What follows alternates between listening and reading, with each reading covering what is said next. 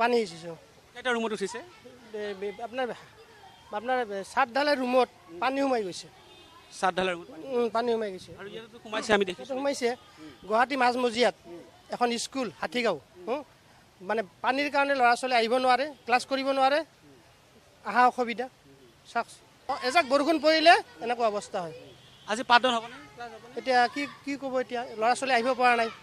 আমিতো বছৰ জুৰি এইটোৰ কাৰণে কমপ্লেইন কৰিয়ে আছোঁ তথাপিতো আজিলৈকে এইটো কিয় সমাধান কৰা নাই চৰকাৰৰ দৃষ্টিগোচৰ কৰিবৰ কাৰণে প্ৰত্যেক বছৰে কৈ আছোঁ তথাপিতো ইমান এখন ডাঙৰ স্কুল ইমান ল'ৰা ছোৱালী আছে শিক্ষক শিক্ষয়িত্ৰী আছে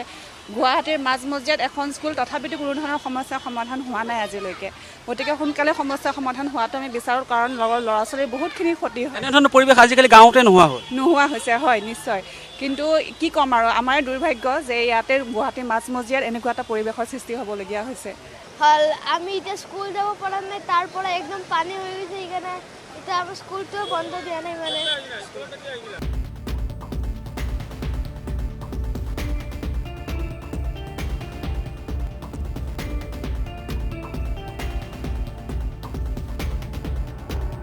এইটো ৰেগুলাৰ আমাৰ মানে বছৰত যেতিয়াই বৰষুণ ভালকৈ দিয়ে ক'ব গ'লে এইখিনিতো পানী মানে অলপ আমাৰ হেৰি ভাষাত ক'লেও মেকুৰীয়ে মুতি দিলে এইখিনি পানী হৈ যায় আৰু ওলোৱা কোনো ব্যৱস্থা একদম ঠিকমতে নাই ড্ৰেইনবিলাক ব্লক হৈ আছে সেইটো এটা কাৰণ আৰু এটা হ'ব পাৰে চিভিল কনষ্ট্ৰাকশ্যন কিছুমান হৈ আছে ড্ৰেইন চেইনৰ কাৰণে এইটো কাৰণেও হ'ব পাৰে কিন্তু এইটো ৰেগুলাৰ হৈ আছে আমাৰ মানে এতিয়া ৰাতিপুৱা আৰু যদি বৰষুণ দিলে এইটো ৰেগুলাৰ আমাৰ এইটোৱে খুবেই কষ্ট পাই আছে ষ্টুডেণ্ট চাকৰি কৰা মানুহ বা আমি ব্যৱসায় মানুহ সবেই কষ্ট পাই আছোঁ সদায় ৰেগুলাৰ এইটো বহুত ধৰণৰ কমপ্লেইন দিয়া গৈছে কিন্তু অলপ মানে চৰকাৰে আমাৰ গুৰুত্ব অলপ দিয়া নাই মানে এইটো ক্ষেত্ৰত এতিয়া সেই মাজতে অলপ ড্ৰেইন খালী সেই ছাইডটো অলপ আপ কৰি দিলে বাছ এইখিনি কামটো হৈ গ'ল কিন্তু এইটো পানী ৰেগুলাৰ থাকে এতিয়া মোটামুটি 2.5 ফুটমান পানী আছিলে কিন্তু এতিয়া জাষ্ট এইটো অলপ কমিছে এইটো ইমানো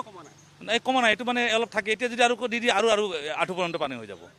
এতিয়া মানে প্ৰচেছটো মানে বেয়া হৈ আছে পানী ভালকৈ নোলায় গুৱাহাটী মহানগৰীতে এই পৰিৱেশ সেইটোৱে মানে চিন্তা কৰা অলপ স্মাৰ্ট চিটি অলপ মানে চিন্তা কৰা বিষয় হয় এইটো